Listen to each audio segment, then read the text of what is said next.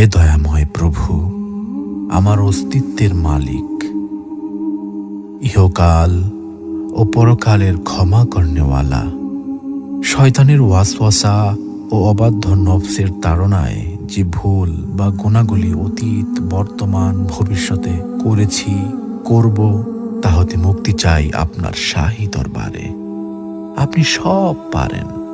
আপনি দিনকে রাতে পরিণত করতে পারেন, আপনি রাতকে দিনে পরিণত করতে পারেন।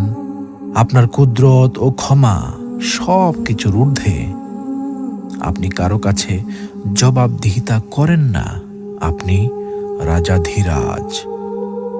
আপনার মহিমা যে ভাষায় লিখি না কেন, সবই ম্লান হয়ে যাবে আপনার শানে। পাপের ভুবনে পাপে পূর্ণ আমি, শত সহস্রবার ভূপৃষ্ঠে কপাল ঠেকিয়ে আপনার নূরের চরণতলে ক্ষমা চাই। হে প্রভু দয়াময়, ক্ষমা করুন নিজ গুণে।